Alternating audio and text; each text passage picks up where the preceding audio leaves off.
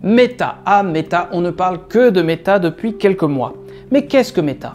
Meta, c'est tout simplement l'avenir de Facebook et selon Mark Zuckerberg, l'avenir de l'Internet du monde entier. Fondé sur la réalité augmentée, Meta vient du terme métavers qui lui-même est pris d'un roman dystopique de 1992, un peu inquiétant d'ailleurs. Le métavers, c'est l'univers au-delà du nôtre et Facebook a bien l'intention d'y jouer une part particulièrement importante. Meta est présenté par son créateur comme un univers joyeux et immersif. Mais au-delà du marketing, qu'est-ce que ça veut dire vraiment? Quelles sont les limites, quelles seraient les limites de cet univers parfois inquiétant? Et croyez-moi, face au modèle chrétien, on va en trouver quand même quelques-unes. A tout de suite!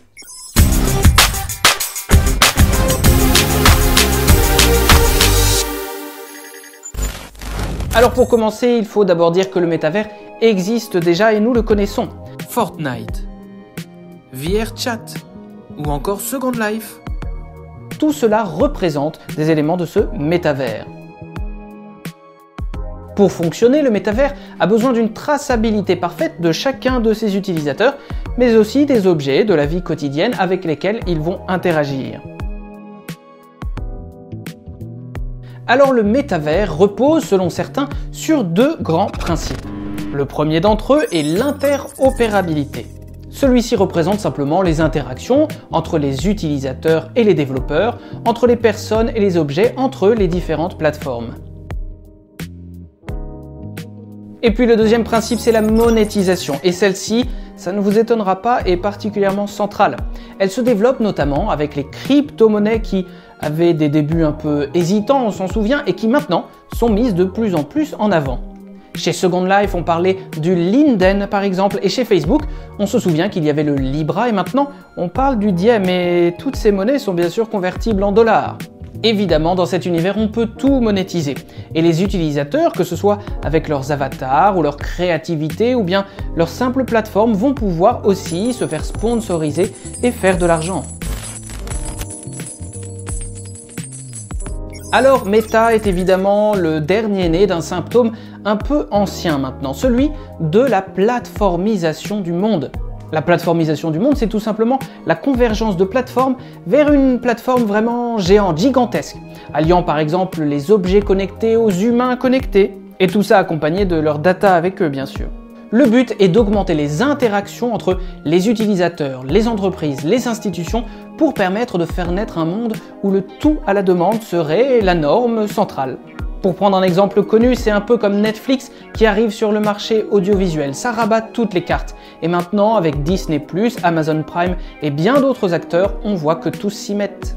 Tout cela, c'est l'aboutissement assez naturel, on pourrait dire, de la société de services qui vient converger vers un nouveau schéma.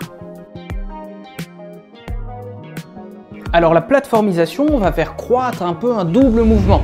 D'abord celui de la marchandisation qu'on connaît déjà largement. Mais cette fois-ci, ce sont les rapports humains eux-mêmes qui vont être un peu marchandisés, en tout cas à plus grande vitesse. Car tout est maintenant marchandisé. Les objets et les activités, comme on le connaît déjà, mais aussi les comportements, les données personnelles et particulièrement les données biométriques. Et puis les émotions et à la fin, bien sûr, inévitablement, son propre corps. Tout devient de plus en plus interchangeable et vendable, mais ce qui est nouveau, c'est que de moins en moins de personnes semblent s'en inquiéter. La deuxième tendance en hausse, c'est celle qu'on appelle la datafication, c'est-à-dire que tout devient quantifiable, et même les choses les plus invraisemblables. On va quantifier ses goûts, ses interactions, ses talents bien sûr, mais aussi son amitié, comme on le sait déjà depuis le milieu des années 2000 avec Facebook. L'objectif de cette marchandisation, de cette datafication, c'est de faire naître, faire advenir une société nouvelle, dans laquelle la réalité augmentée sera systématique, omniprésente et permanente. Alors pour y parvenir, Meta a bien sûr besoin de vous. Et aujourd'hui, il vous propose dès maintenant de pouvoir y intégrer vos propres efforts dès le plus jeune âge. L'idée est de modeler des petits experts qui seront indépendants et de vrais consommateurs le plus tôt possible. Après Messenger Kids, Facebook, maintenant par exemple réfléchit à mettre en place une version un peu junior d'Instagram et peut-être que ça ne fait que commencer. La volonté derrière est donc de créer des communautés durables de consommation. Dans ces communautés, chacun va être invité à se mettre en scène selon des modèles un peu préfabriqués que l'on voit maintenant partout. Les stories, les lives, les streams, les mèmes, les selfies bien évidemment. Et puis bien sûr les avatars qui vont prendre de plus en plus de place dans l'internet de demain très probablement. Il s'agit de rendre chacun un peu dépendant de ce nouveau modèle. C'est comme ça qu'on va mettre en place des séries qui peuvent durer évidemment des années et des années, ou bien faire sortir des téléphones qui en sont à leur 13e ou 14e ou 15e version, ou encore proposer un modèle de consommation comme celui d'Amazon qui va vous rendre, même quasiment contre votre volonté, complètement dépendant. Parce que ce que vise Meta, ça n'est pas d'être simplement une entreprise parmi d'autres, mais d'être véritablement l'avenir lui-même, l'avenir de la vie. Il ambitionne d'être un nouvel écosystème, un nouveau continent, un monde au-dessus ou au-delà du monde réel que nous connaissons tous.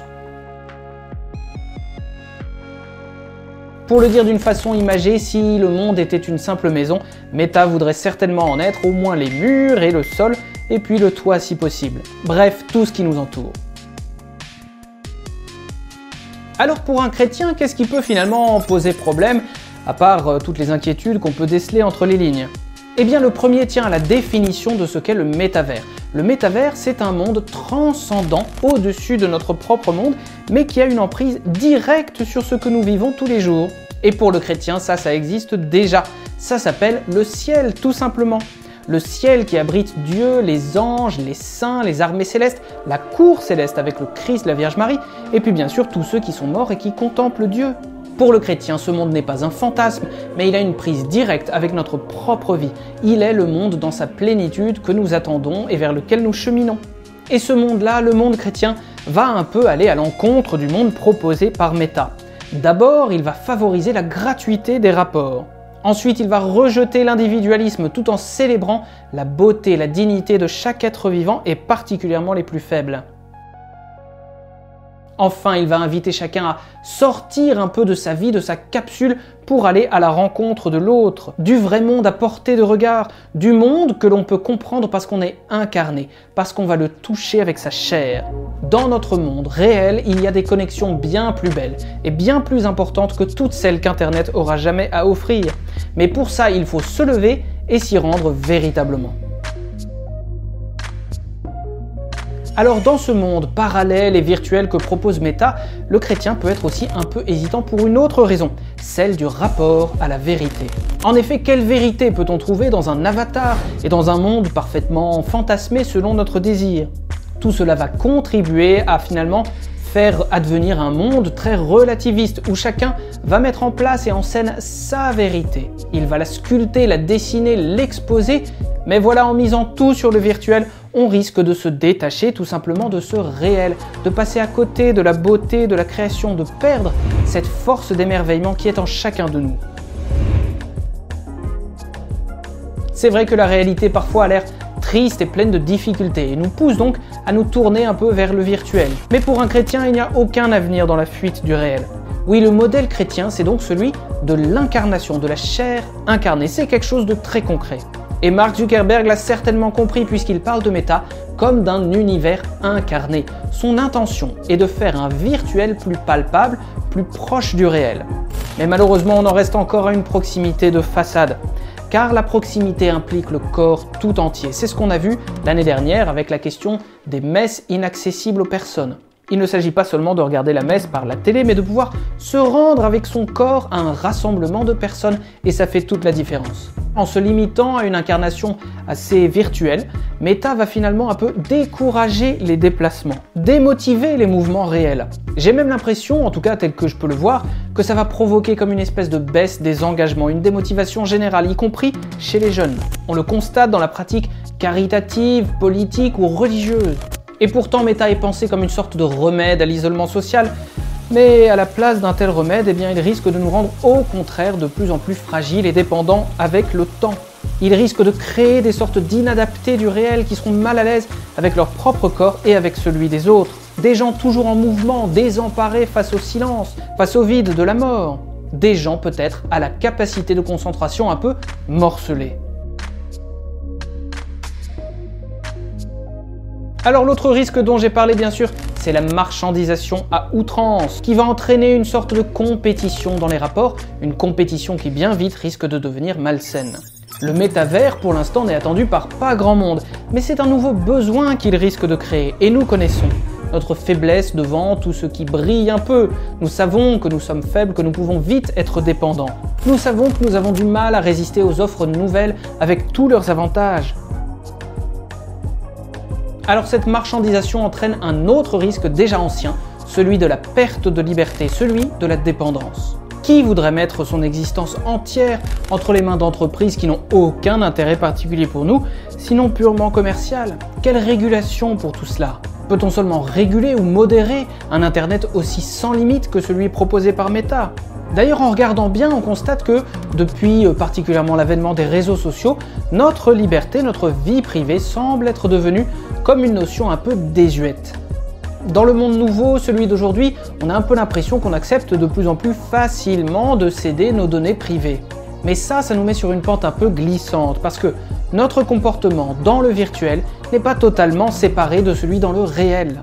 Quelles interactions tout ça va avoir à moyen terme, à long terme, sur notre rapport à l'autre, sur notre rapport aux faibles, sur notre propre corps? Car on le constate chaque année qui passe, semble nous prouver que notre rapport au corps change assez rapidement. Ce corps devient de plus en plus, on dirait, un objet dont on pourrait disposer à sa guise, selon sa propre volonté et sa volonté sans limite. Un dernier problème avec l'avènement de Meta qui doit concerner tous les chrétiens, c'est celui aussi du rapport écologique. Car un tel déploiement massif de données, un univers parallèle au nôtre, va évidemment demander énormément d'énergie. Alors quelles conséquences est-ce que tout ça aura sur la planète, sur la gestion énergétique, sur l'égalité entre les pays? Personne n'ignore que la surconsommation est vraiment problématique pour la planète. Voilà ce qu'on pouvait dire un peu sur les difficultés potentielles qu'on peut commencer déjà à cibler sur Meta et son avènement prochain. Une entreprise totalisante par nature et que la crise du Covid depuis plus d'1 an et demi maintenant a évidemment aidé à prospérer comme un tremplin. Chacun a massivement eu recours à Internet pendant ces longues périodes de solitude. Et le travail à la maison s'est multiplié jusqu'à en devenir quasiment la norme aujourd'hui. Tout comme la distanciation sociale qui s'incruste maintenant dans toutes nos relations. Le modèle que Meta propose finalement est assez simple. C'est la mobilité, mais depuis son canapé. C'est l'interactivité, mais favorisant l'individualisme et l'individualité. C'est la créativité enfin, mais oubliant bien souvent la gratuité.